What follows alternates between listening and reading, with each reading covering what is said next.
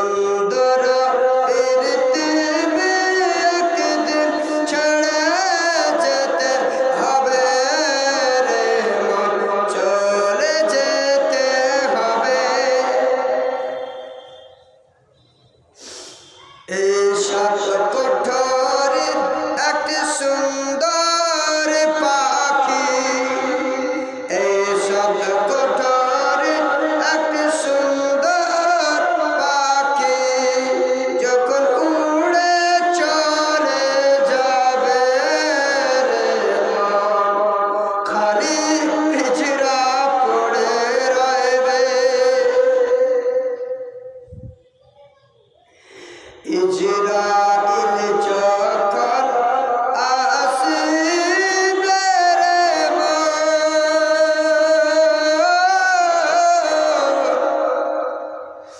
কেড়ে নিয়ে যাবে রে মন, ছিঁড়ে নিয়ে যাবে। চিনবে না তার দালান বাড়ি, আবার চিনবে না তার ঘর গৃহস্থালি, আবার চিনবে না তার বাহাদুরি রে। একদিন ছেড়ে যেতে হবে রে মন, চলে যেতে হবে। থাকবে না তার দালান বাড়ি, আবার থাকবে না তার ঘর গৃহস্থালি, আবার থাকবে না তার বাহাদুরি।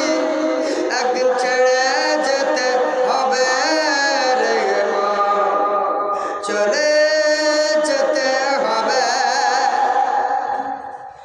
এই সুন্দর পৃথিবী একদিন ছেড়ে যেতে হবে রে মন, চলে যেতে হবে। বাবা, আমাদের এটার ভিতরে 7টা কোঠরি আছে, পিজড়া আছে। সেই পিজড়ার ভিতরে আমাদের আওয়াজখানাকে, পাখিখানাকে রাখা আছে। যখন আল্লাহর হুকুম হয়ে যাবে, ওই আওয়াজটা যখন চলে যাবে, খালি পিজড়া জমিনে পড়ে যাবে। সে সময় আর আপনার দেহর কোনো দাম থাকবে না। আপনার দেহতে মাছি কীটপতঙ্গ সব বসে যাবে, কেউ আর হাঁকাইবের লোক হবে না। সুবহানাল্লাহ। আপনার নাকে বসবে, চোখে বসবে, গায়ে বসবে, সব জায়গায় বসে যাবে। আপনার কি বলে, আপনার দেহ মাটিতে পড়ে গেল, আপনার মান সম্মান শেষ হয়ে গেল। হ্যাঁ, মান সম্মান থাকবে দেহ, কি করলে থাকবে? আমল করতে হবে, নেকি করতে হবে, নামাজ পড়তে হবে, আল্লাহর জিকির আজকার করতে হবে। তবে আপনার সেই রূহটা শান্তি পাবে, দেহটাকে আল্লাহ আবার সুন্দর করে তৈরি করতে পারবে। আল্লাহ কি পারে না? সুবহানাল্লাহ। মৃত্যু জিনিসকে আল্লাহ জীবিত করতে পারে। সুবহানাল্লাহ। এবং জীবিতকে আপনার মৃত্যু করতে পারে। আল্লাহ কি করতে পারে না? সুবহানাল্লাহ। আল্লাহর হুকুমে কুম বিইজনিল্লাহ বলে গৌসে আজম মুর্দাকে জিন্দা করেছিলেন। সুবহানাল্লাহ। কুম বিইজনিল্লাহ, আল্লাহর হুকুমে গৌসে আজম পাখিকে জীবিত করে উড়িয়ে দিয়েছিলেন। সুবহানাল্লাহ, সুবহানাল্লাহ। সেটা আল্লাহর হুকুমে হচ্ছে। তাই শায়রি বলছে যে আপনার যখন জমিনে আপনার দেহটা পড়ে যাবে, সুবহানাল্লাহ, সেই সময় আপনার সমস্ত জিনিস পৃথিবীর শেষ হয়ে যাবে। একটাই আপনার জন্য জারি থাকবে, কি সাদকায়ে জারিয়া। এটা হাদিস পাকের মধ্যেও আছে। সুবহানাল্লাহ, সুবহানাল্লাহ। আসেন ভাই, আপনারা আর দেরি না করে যা যে পারেন 10, 20, 50 করে 100 করে আপনারা দান দিয়ে পাঠান। ইজরাইল যখন